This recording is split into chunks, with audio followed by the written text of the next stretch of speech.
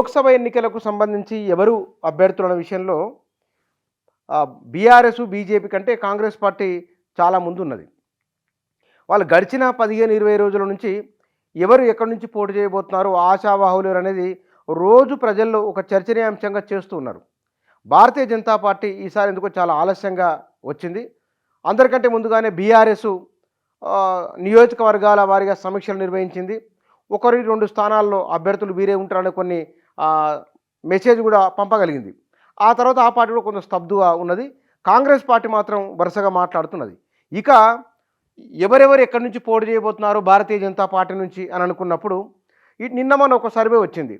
ఆ సర్వేలో జాతీయ స్థాయిలో బీజేపీకి అత్యధిక స్థానాలు రాబోతున్నాయని, తెలంగాణలో కూడా ఒక 3 స్థానాలు సర్వే చెప్పింది. అంటే 21% ఓట్లు భారతీయ జనతా పార్టీకి వస్తాయనేది. ఒకవేళ ఆ సర్వే నిజంగా రూల్ ఏం లేదు, అవ్వచ్చు అవ్వకపోవచ్చు, కానీ స్కోప్ అయితే ఉందన్నది. ఆ ఉన్న స్కోప్ మేరకు ఎక్కడెక్కడ ఎవరెవరు గెలవచ్చు అనుకున్నప్పుడు 2-3 స్థానాలు గెలవచ్చు అనే ఒక భావన ఉన్నది. అందులో ఆ 2-3 స్థానాలకి చాలా బలమైన పోటీ ఉన్నది. అందులో మల్కాజ్గిరి ఒకటి. ఈ మల్కాజ్గిరి నియోజకవర్గం నుంచి మురళీధర్ రావు, ఈటల రాజేందరు, సురేష్ రెడ్డి ఇట్లా కొంతమంది ఆ నియోజకవర్గం నుంచి పోటీ చేస్తామని అంటున్నారు. కొందరు ఢిల్లీకి వెళ్ళి ప్రయత్నాలు చేస్తున్న వారు చేసుకుంటున్నారు. మరికొంతమంది ఇక్కడి నుంచే స్థానిక నాయకత్వం ద్వారానే తన వారిని కలుపుకొని తమ బలాన్ని నిరూపించుకునే ప్రయత్నం కూడా చేస్తున్నారు. ఈటల రాజేందరు ఆయన కొద్ది రోజులు చెప్తున్నారు, తనకు పార్టీ అధిష్టానం అవకాశం ఇస్తే కనుక మల్కాజ్గిరి నుంచి తాను బరిలో ఉంటానని. ఎందుకంటే ఆయన ఎమ్మెల్యేగా పోటీ చేసిన 2 నియోజకవర్గాల్లో ఓటమి పాలు కావడం వలన వారు ఈసారి తప్పకుండా లోక్సభకు వెళ్ళాలనే భావనతో ఉన్నారు. కాబట్టి అట్లా పోటీ చేస్తామని అంటున్నారు. కానీ ఇక్కడ మాజీ ఎంపీ చాడా సురేష్ రెడ్డి, మాజీ ఎమ్మెల్సీ రామచంద్రరావు, బీజేపీ మేడ్చల్ జిల్లా అధ్యక్షుడు హరీష్ రెడ్డి కూడా ఈ మల్కాజ్గిరి సీటు కావాలని కోరుతున్నారు.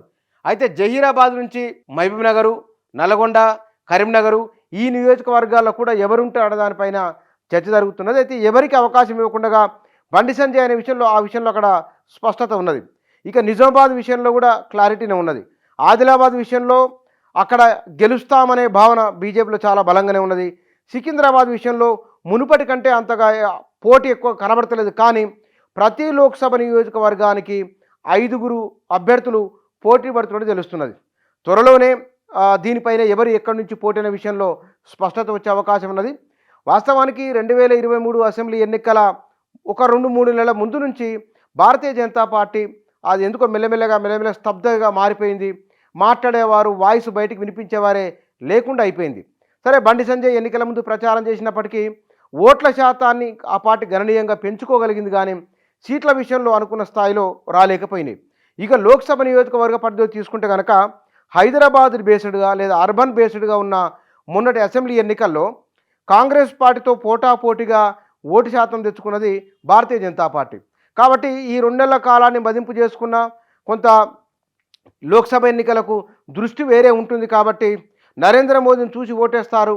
హైదరాబాద్ లాంటి నగరంలో అయితే కనుక ఆ ప్రభావం మరింత ఎక్కువ ఉంటుంది. కాబట్టి మల్కాజ్గిరి స్థానం అయితే గెలవడానికి అవకాశం ఎక్కువ ఉంటుంది. ఎగువ మధ్యతరగతి ఓటర్లు ఉంటారు. ఆ మేరకు తమకు లాభిస్తుందని భారతీయ జనతా పార్టీ నాయకులు భావిస్తారు. అందుకే ఆ సీట్ నుంచి మొత్తం రాష్ట్రంలో ఎక్కడ లేని విధంగా అత్యధిక మంది ఆ నియోజకవర్గం నుంచే పోటీ పడుతున్నారు.